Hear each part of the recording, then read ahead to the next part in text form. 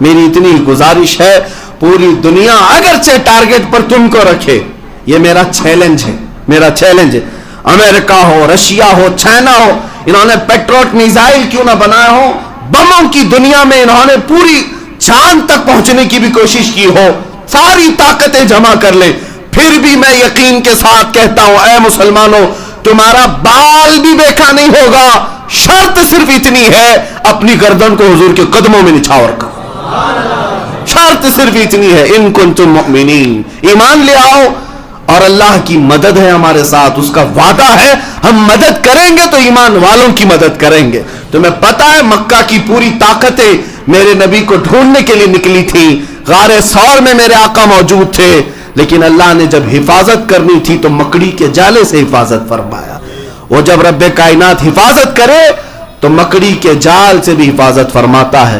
اس لیے آج بھی ہمارے لیے صرف ایک ہی بات ہے، تم ہو جاؤ پورے کے پورے مسلمان، پورے کے پورے میرے مصطفیٰ کے غلام، پھر اللہ کی مدد آ کر رہے گی۔ اللہ تعالیٰ جس دین کو پسند فرماتا ہے وہ دین اسلام ہے۔ قرآن مقدسہ میں اللہ نے فرمایا رضیت لکم الاسلام دینا، میں تمہیں اسلام دے کر راضی ہوا، اور یہ ایک ہی دین ہے جو کمپلیٹ دین ہے۔ قرآن پاک میں اس کے لیے بھی اللہ نے فرمایا الیوم اکملت لکم دینکم واتممت علیکم نعمتی، آج کے دن میں نے دین تمہارا مکمل کر دیا اور اپنی نعمتیں تمام کر دیں۔ تو دین کا مکمل ہونا اس کا مطلب ہے کہ اس میں اب کوئی گوشہ باقی نہیں رہ گیا، انسان کے پیدائش سے لے کر اس کی موت تک کے جتنے مسائل ہو سکتے ہیں ان سب کا حل اسلام نے پہلے عطا کر دیا۔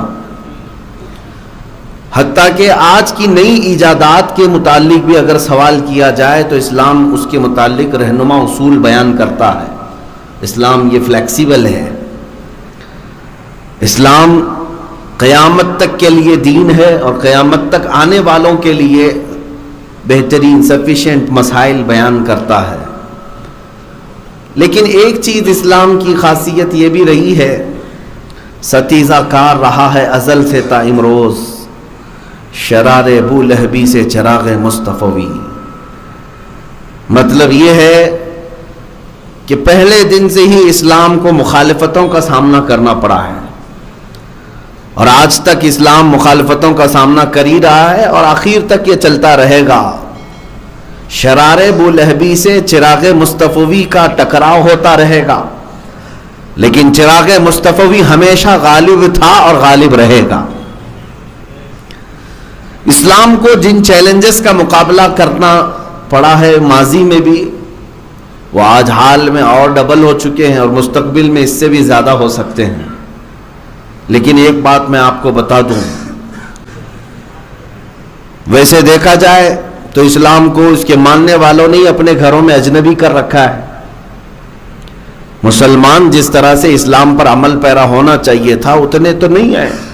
اگر ہمارے اعمال کی بنیاد پر اسلام کو زندہ رہنا ہوتا تو اسلام کو اس کے ماننے والوں نے بہت ساری تکلیفیں دی ہیں، نقصانات پہنچائے، لیکن یہ دین اسلام اپنی حقانیت کی بنیاد پر اور رب ذوالجلال کی حفاظت کی بنیاد پر زندہ ہے اور زندہ رہے گا۔ آج ایک بات کی طرف میں آپ کو لے جانا چاہتا ہوں، مسلمانوں، ہمارے لیے دین کوئی ایک رسم رواج اور ریت کا نام نہیں ہے، ہماری جان کا نام ہے۔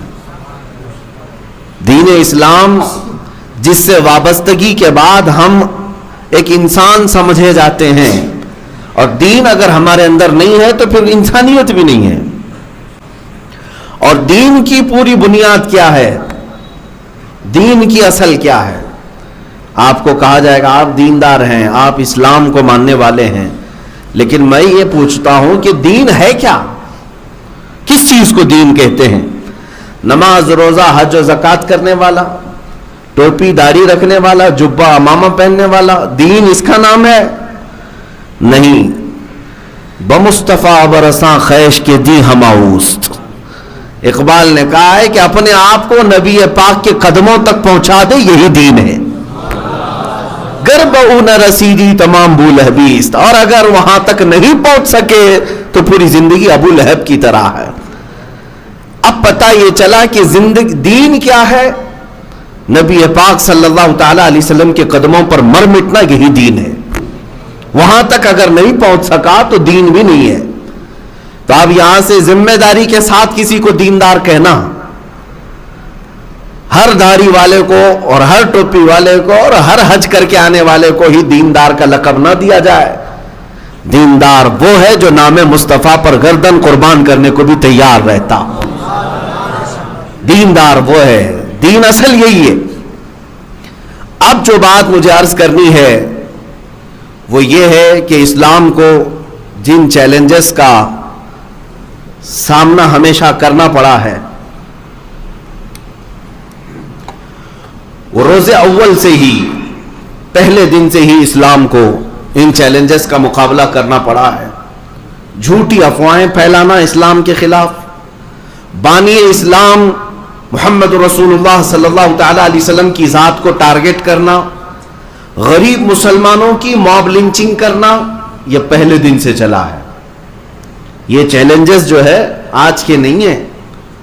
جھوٹی افواہیں پھیلانا اسلام کے متعلق کہ یہ ہتھیارے ہیں، ڈکیتی ہیں، یہ لٹیرے ہیں، یہ مار پیٹ کرنے والے ہیں، یہ افواہیں پہلے سے بھی پھیلائی جاتی رہی ہیں، آج ہی کے زمانے میں نہیں. اور رسول پاک کی ذات کو لے کر کے بھی پروپیگنڈے اس وقت مکہ والے پھیلاتے تھے کہ وہ جادوگر ہیں، وہ شاعر ہیں، وہ ساحر ہیں، یہ بھی باتیں چلتی تھی. اور اس کے علاوہ جو غریب مسلمان نظر آتے ان کو پکڑ کر کے پیٹنا، مارنا، یہ موب لنچنگ مکہ والے کرتے تھے. لیکن میرے عزیزوں، ان تمام چنوتیوں کے باوجود نہ اسلام تب رکا تھا نہ آج رکے گا. تھمتا نہ تھا کسی سے سیل رواں ہمارا. اقبال نے کیا ہی خوب کہا ہے، کچھ بات تو ہے کہ مٹتی نہیں ہستی ہماری. کچھ بات تو ہے کہ مٹتی نہیں ہستی ہماری، صدیوں رہا ہے دشمن دور زماں ہمارا، اور توحید کی امانت سینوں میں ہے ہمارے، آسان نہیں مٹانا نام و نشاں ہمارا. یونان و مصر و روما سب مٹ گئے جہاں سے، یونان و مصر و روما سب مٹ گئے جہاں سے، باقی مگر ہے اب تک نام و نشاں ہمارا. باطل سے ڈرنے والے اے آسماں نہیں ہے ہم، 100 بار کر چکا ہے تو امتحان ہمارا. یہ اقبال نے بہت اچھے انداز میں ان دشمنوں کو کہا تھا جنہوں نے یہ پلان بنایا راتوں رات کہ کل کی صبح اٹھیں گے اور اسلام کو ختم کر دیں گے. کسی کے پاس 5 سال کا پلان ہے، کسی کے پاس 10 سال کا پلان ہے کہ اسلام اور مسلمانوں کو جڑ سے ختم کرنے کے لیے منصوبے ہیں. یہ لفاظی نہیں کر رہا ہوں. ہاں، یہ صرف اور صرف ہندوستان میں نہیں ہے، گلوبل لیول پر اگر دیکھا جائے پورا ورلڈ اس میں ملوث ہے، اور سب کا ٹارگٹ ایک ہی دین ہے، اسلام. سب کا ٹارگٹ اسلام ہے. ظاہر سی بات ہے کوڑیوں سے کوئی نہیں نفرت کرتا، جلتا نہیں. جو حسن والا ہے اسی سے حسد بھی ہوتا ہے، اور انہیں سب کو پتا ہے کہ اگر دنیا میں کوئی حسن والا ہے تو وہ دین اسلام ہی ہے، جو ظاہر میں بھی حسین ہے اور باطن میں بھی حسین ہے. یہ اسلام ہی ہے جو انسان کو انسان بناتا ہے، اور دنیا یہ نہیں چاہتی کہ یہاں پورا انسان بن سکے. میں چند مثالیں آپ کے سامنے رکھنا چاہوں گا کہ اسلام ہر زمانے میں ٹارگٹ رہا، آج بھی ہے، آج بھی ہے. اور میرے آقا نے کیا سچ فرمایا، ابو داؤد شریف کی حدیث ہے، یوشک ان تداعى علیکم الامم کما تداعى الاکلۃ الی قصعتها. حضور اکرم صلی اللہ تعالی علیہ وسلم فرماتے ہیں قریب ایک زمانہ ایسا آئے گا تم دیکھو گے کہ میری امت پر ساری جماعتیں جھپٹ پڑیں گی، ایسے جیسے بھوکا برتن پر جھپٹتا ہے. جیسے بھوکا آدمی برتن پر جھپٹا مارتا ہے، اس طرح ساری قومیں دنیا میں جتنی ہے وہ سب مسلمانوں پر جھپٹ پڑیں گی. صحابہ نے پوچھا بھی تھا، یومئذ نحن من قلۃ یا رسول اللہ صلی اللہ تعالی علیہ وسلم، یا رسول اللہ کیا اس زمانے میں ہماری تعداد کم ہوگی؟ کیوں ایسا سب جھپٹ پڑیں گے؟ حضور نے فرمایا ولکنکم کثیرون غثاء کغثاء السیل. فرماتے نہیں، تمہاری تعداد تو بہت زیادہ ہوگی، بہت زیادہ ہوگی، لیکن تمہاری حیثیت جو ہے سمندر کے جھاگ کی طرح ہے، ہواؤں سے اڑ جائے گی، پیوریٹی نہیں ہوگی، مخلص لوگوں کی تعداد کم ہوگی. लाटे डंडे से भाग जाने वाले, इन्हीं को समंदर के झाग के बराबर कहा गया है। इधर से आंख दिखाया उधर चला गया, उधर से आंख दिखाया इधर चला गया। ये वो लोग हैं जिनको समंदर के झाग की तरह कहा गया है। मैं आज आपको बताता हूं, क्या ये हदीस पाक सादिक नहीं आती? आज हर एक का टारगेट आज इस्लाम क्यों है? हर एक का टारगेट आज इस्लाम क्यों है? मैंने एक चिट्ठी लिखी, एक बड़े ओहदेदार हैं, अधिकारी हैं, उनसे मैंने एक रिक्वेस्ट की है कि मुझे डेफिनेशन चाहिए एक चीज का, एक चीज की तारीफ। इस्तिलाह में दहशतगर्दी किसे कहते हैं, डिफाइन करके हमें दे दो। जाहिर सी बात है कोई तो इसकी तारीफ होगी ना, कोई डेफिनेशन होगी। आतंकवादी किसे कहते हैं, दहशतगर्द किसे कहते हैं, टेररिस्ट किसे कहते हैं? उन साहब ने ओरली तो कहा कि जो कम्युनिटी को और मुल्क को नुकसान पहुंचाए उसको आतंकवाद कहते हैं। लोगों के लिए जो नुकसान पहुंचाए और देश को जो नुकसान पहुंचाए। लेकिन ये तो ओरली कहा गया है। मेरे अजीजों, इस डेफिनेशन पर अगर देखा जाए तो हजारों लोग उतरते हैं, लेकिन उनमें से किसी को भी आतंकवाद और दहशतगर्द नहीं कहा जाता। मुसलमान चाकू रख ले तो दहशतगर्द है, मुसलमान के पास ब्लेड भी मिल जाए तो आतंकवादी है। लेकिन कोई दूसरी कौम किसी को टायर में जला के मार डाले, नहीं, वो तो उसकी भावनाएं हैं, वो तो उसके जज्बात हैं। ये जो हिपोक्रेसी है पूरी दुनिया में है, एक जगह की नहीं। मैं आपको मिसाल बता दूं, पंजाब में कुछ सिखों ने मिलकर के एक शख्स को मारा, और इतना मारा कि उसको मार ही दिया, खत्म ही कर दिया। इल्जाम क्या था उस शख्स पर? कि उसने सिखों की ग्रंथ को जलाया था, मुकद्दस किताब को, होली बुक को आग लगाया था। तो सिखों ने पकड़ करके उसको मारा भी, पीटा भी, काटा भी और खत्म भी कर दिया।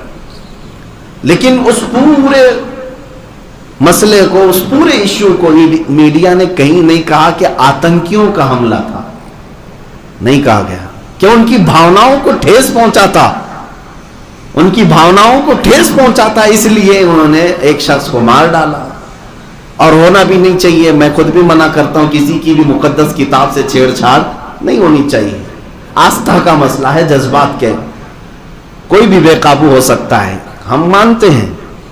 लेकिन सेम मसला दूसरी जगह कुरान पाक के साथ अगर हो, और हुआ भी, कुरान पाक की बेअदबी बांग्लादेश में हुई, और वहां पर भी कुछ बंगाली मुसलमानों ने किसी को पकड़ करके मारा, लेकिन वो सारे आतंकवादी हो गए, वो सारे टेररिस्ट हैं।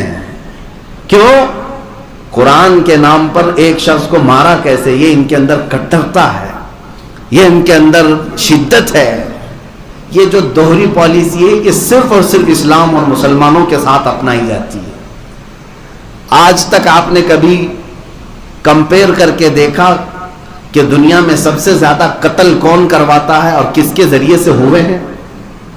मैं अपने डेटा को नहीं बताता, इनके जरिए से, इनके द्वारा निकाले गए डेटा और आंकड़ों को ही अगर रखूं, अमेरिका के जरिए से जो जंगें नाफिज की गई हैं, करोड़ों लोगों की जानें जा चुकी हैं।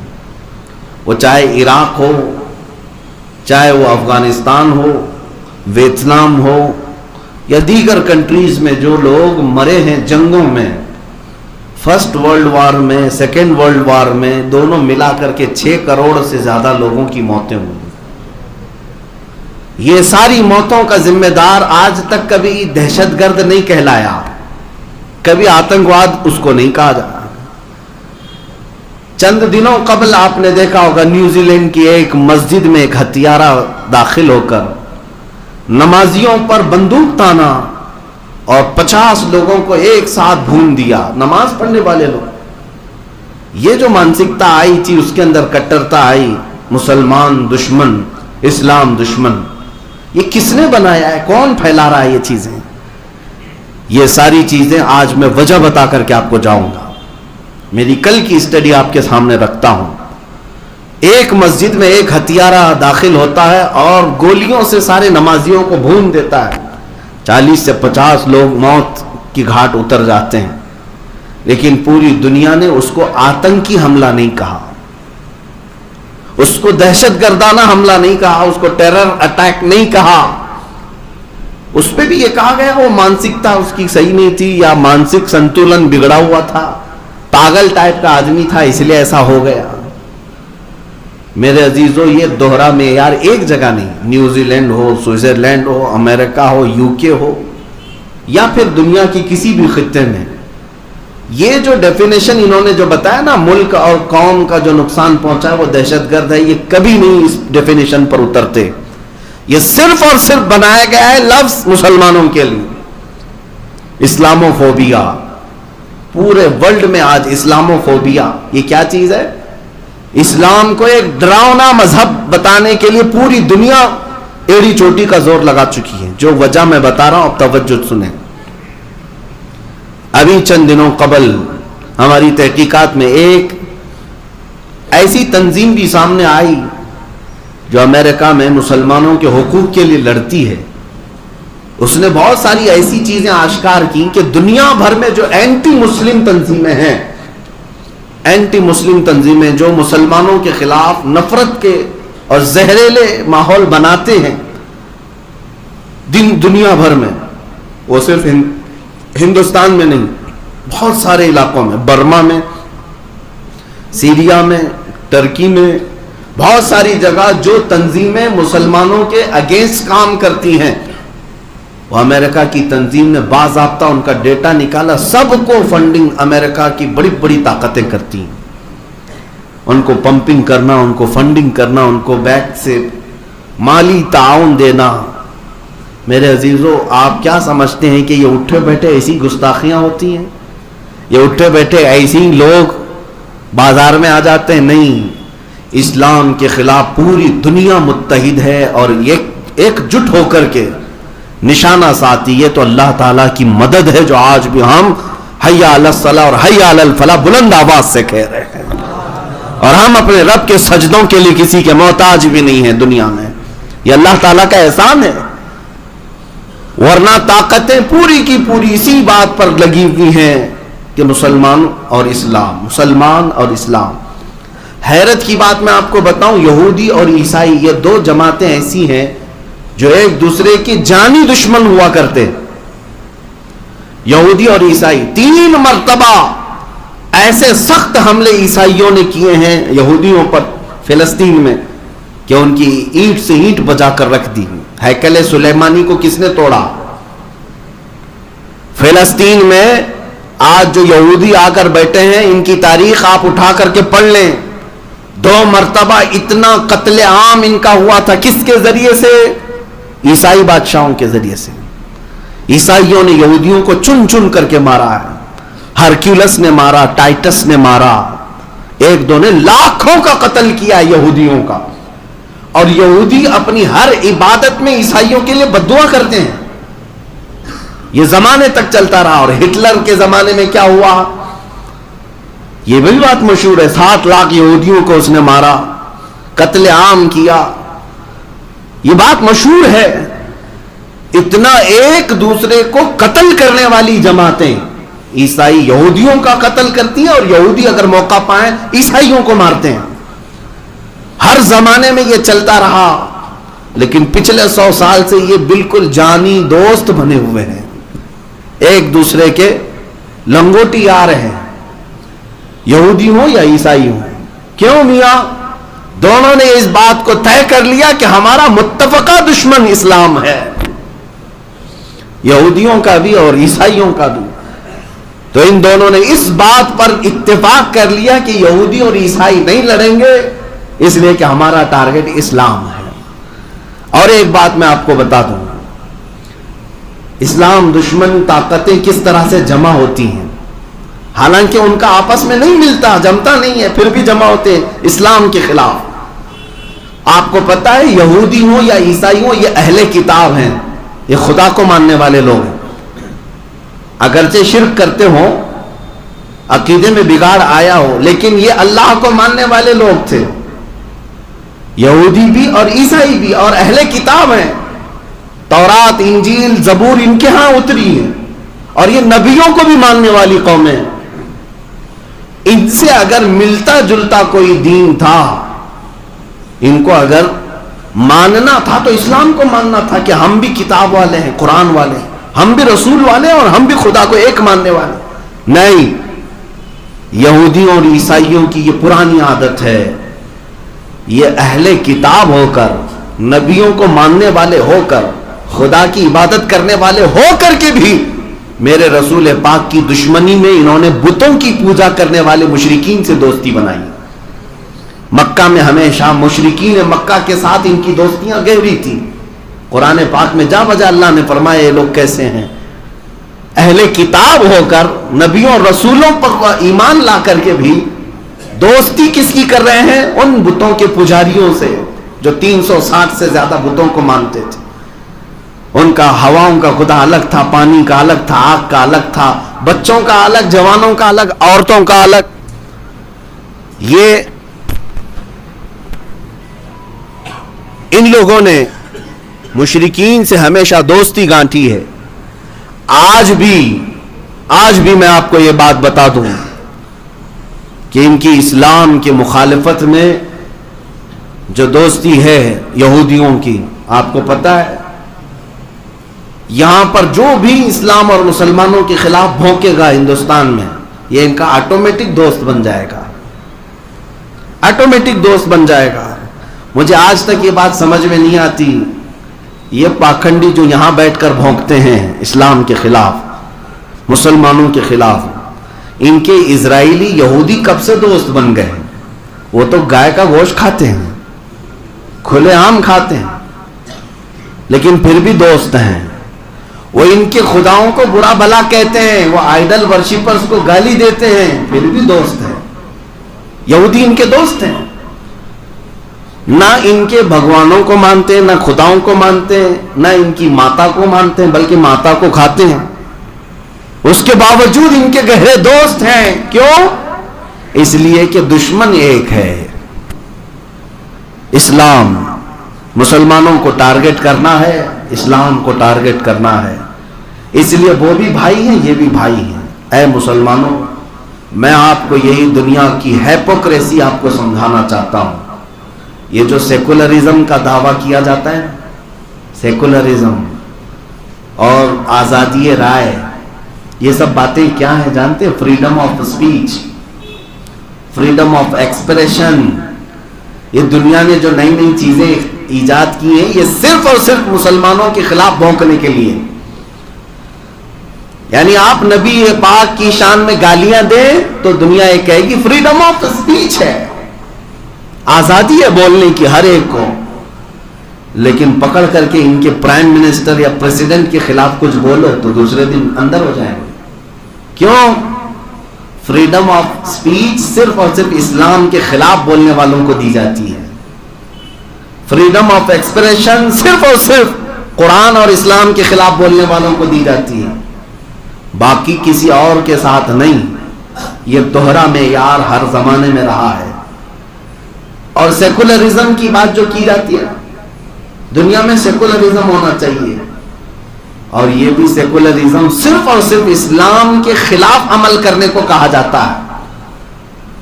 برقعے پر پابندی لگا دو، حجاب پہن کر کے کوئی لڑکیاں نہ آئیں۔ کالجز میں ابھی کرناٹک میں بھی یہ مسئلہ چل رہا تھا، ان سے پوچھا جائے تو صرف بات یہ، یہاں سیکولرزم ہے، مذہبیت نہیں آنا چاہیے، سب جس طرح سے جی رہے ویسے رہو۔ یہ سیکولرزم صرف برقعے اور حجاب کے لیے کیوں ہے؟ کبھی کسی عیسائی نن کے خلاف تو بات نہیں ہوئی آج تک۔ عیسائی عورتیں بھی پورے حجاب میں رہتی ہیں، نہیں دیکھا ان کی عورتوں کو؟ وہ صرف چہرہ کھلا رکھ کر باقی پورا پہنتی ہیں۔ آج تک دنیا میں ان عورتوں کے خلاف نہ کسی گورنمنٹ نے کوئی رول پاس کیا، نہ کسی مال نے پابندی لگائی، نہ کسی کالج یا یونیورسٹی نے یہ کہا کہ آپ نن ہیں تو یہ پہن کے نہیں آ سکتی۔ یہ سیکولرزم بھی صرف اور صرف مسلمانوں کے خلاف استعمال کیا جاتا ہے۔ جاب دینے کے لیے داڑھی چھلا کر کے آؤ، آپ داڑھی مڈا کر کے آؤ، مجھے یہ سمجھ میں نہیں آتا مسلمان کی داڑھی میں کیا کانٹے لگے رہتے ہیں؟